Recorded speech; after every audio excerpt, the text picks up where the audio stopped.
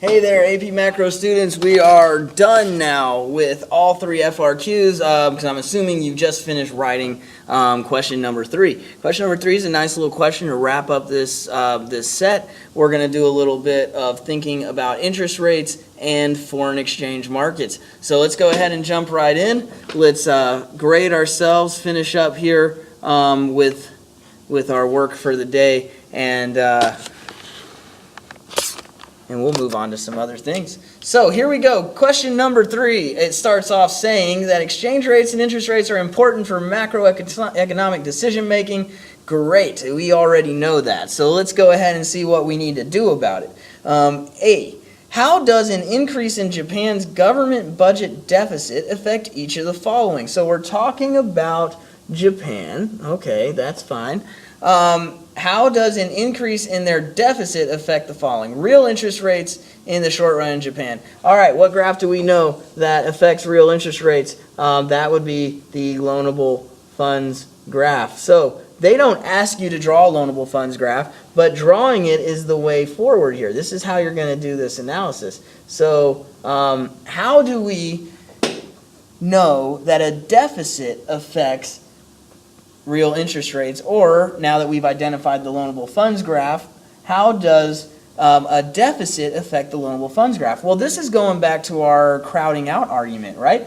Deficits have to be funded by or financed through lending, and that increases your demand for loanable funds. And an increase in demand for loanable funds results in an increase in real interest rates. Now keep in mind that we haven't started to answer the question yet. We've just done the background work. And it's okay if this is on your paper, but the thing that you need to say in order to get the credit is you need to answer part 1, and that needs to be something like the real interest rate in Japan will increase because if you look down at the question, it says explain, right? So real interest rates in Japan will increase because the supply of loanable funds will decrease, or the way that we drew it here, the demand for loanable funds will increase. I like to move demand for fiscal policy myself. But had you shifted supply to the left, or had you explained that the supply of loanable funds would decrease,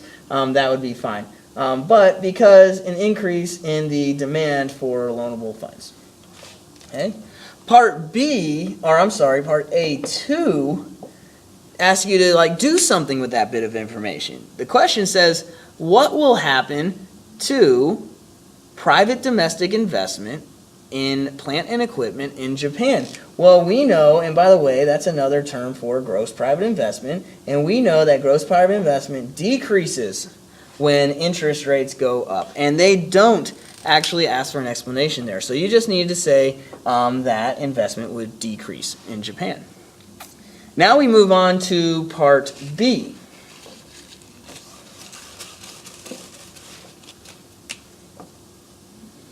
Part B says, draw a correctly labeled graph of the foreign exchange market for the euro and show the effect of the change in real interest rate in Japan from part A1 on each of the following.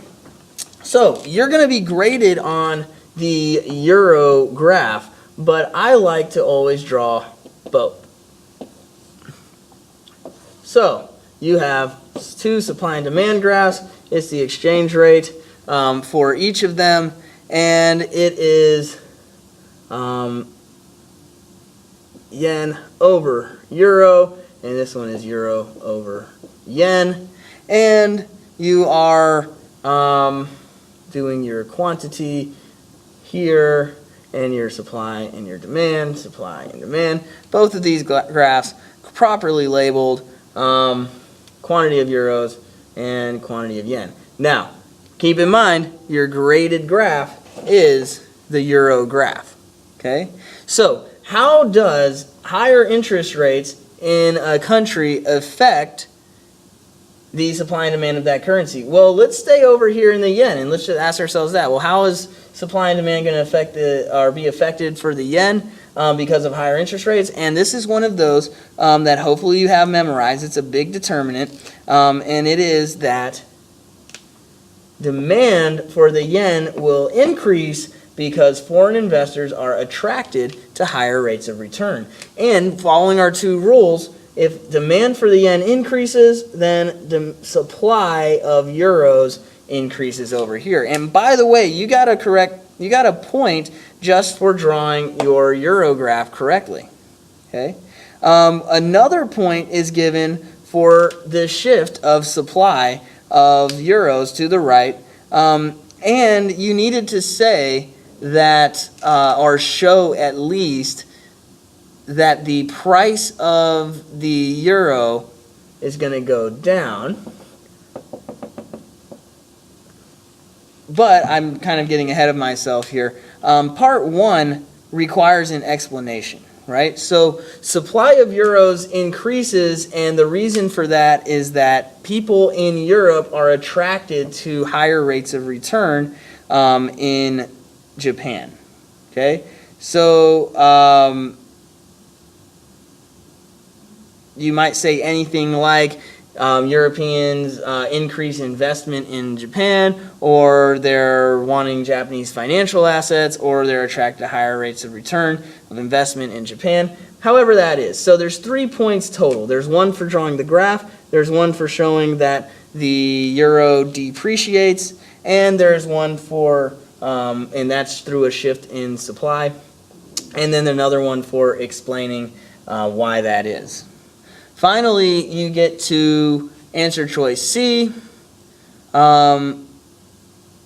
It says, to reverse the change in the yen price of the euro identified in B2, should the European Central Bank buy or sell euros in the foreign exchange market?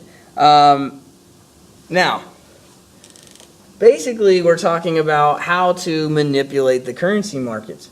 What you would end up doing here is saying to yourself, like, if the European Central Bank was so inclined to offset that price, how could they do it? Well, what they could do is increase demand for euros by purchasing euros. And so 1 point would be earned for saying that the European Central Bank can buy euros. Okay? And that's it. So 6 rubric points on that one. The last one was kind of tricky to me, talking about how the central bank might try to manipulate the currency market, but it's pretty easy to see what they would need to do if you're thinking about the foreign exchange graphs as supply and demand graphs that they are, right? If you're going to manipulate it, you're going to need to bring demand up to meet that supply and keep that exchange rate even. Well, that's it for this time. Hopefully you enjoyed that entire round or question set from 2015. If you didn't enjoy it, at least hopefully you learned something from it, found it to be valuable practice. So until next time, keep on studying, and good luck on your test coming up.